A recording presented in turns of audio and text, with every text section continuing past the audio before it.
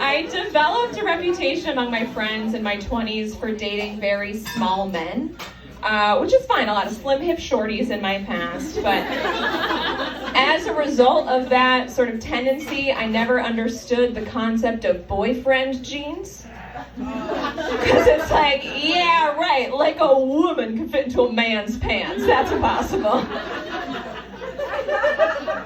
Totally unrelated fact, I've weighed more than my dad since the 8th grade. I'm not exclusively attracted to little guys, okay? I'm attracted to people of all sizes and genders. Woo indeed. When I came out, I was a little bit of a late bloomer, so I was in my early 30s when I opened up my profiles to everybody. And I was a little bit nervous, but I realized very quickly that for me, dating women and non-binary folks was exactly the same as dating men, except I had to learn astrology. So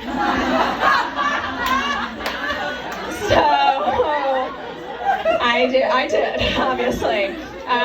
So I learned that I'm a Pisces sun and a Gemini moon and rising.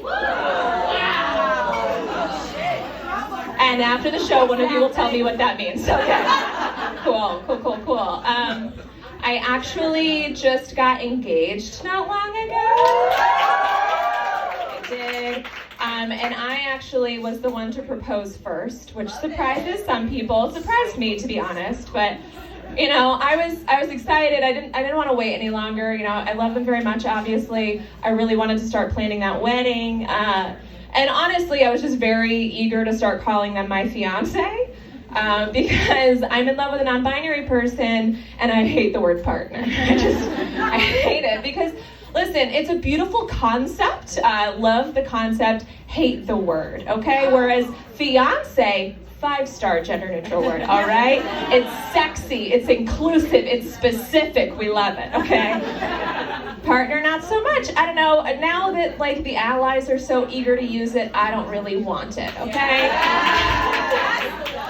Because I don't know how queer I read to everybody, so if a random straight person hears me talk about my partner, like they're probably gonna imagine a lanky barista named Travis. And like, I'm sure he's nice, but that's not my fiance, you know? So we're gonna get married soon and this problem is gonna come rearing back with a vengeance. So everybody please help me make spouse happen, okay? I want it to be a word I can use outside the context of a form. So for the first few months that I was fucking my fiance, see how nice that sounds? For the first few months, I could not get them to come. Wasn't great. So I couldn't get them to come, but what I could do was cry naked in their bed while they held me and we processed the fact that I couldn't make them come, okay? Which in retrospect is lesbian edging.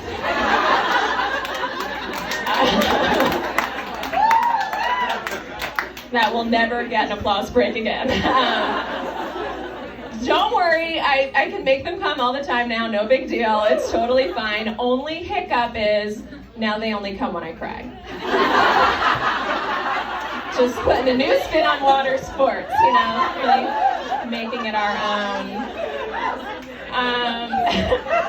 Now when I like look back on my life as a straight person, it's very funny to me when I realize certain things. It's kind of like rewatching a movie when you know the big twist, right? It's like, oh, that scene where she motorboats the stripper, that feels a little obvious, you know? It's a little on the nose. It's a little in the nose. And speaking of noses, I walked past a wine shop once that was called Big Nose, Full Body. Have you ever been catcalled by a building before? It made me feel seen, frankly. All right, little hard pivot here. We got any Love Island fans in there? Yes, we do. I love Love Island. It's a great show. Got me through 2020. Yes. One thing about that show that kind of bugs me, though, is they're constantly asking each other, what's your type? What's your type on paper? What's your type? And I've never liked that question. Because one, it just has like a whiff of eugenics to me, just a tad. But also I've just always found it very hard to answer because I got a lot of types.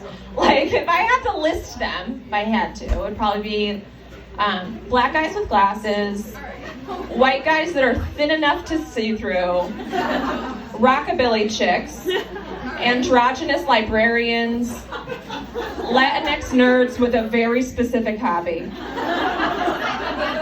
Jewish people that laugh when I ask if they're religious, and only on vacation, Canadian bros. I'll never forget you, Chris from Thunder Bay, Ontario. He shaved his chest.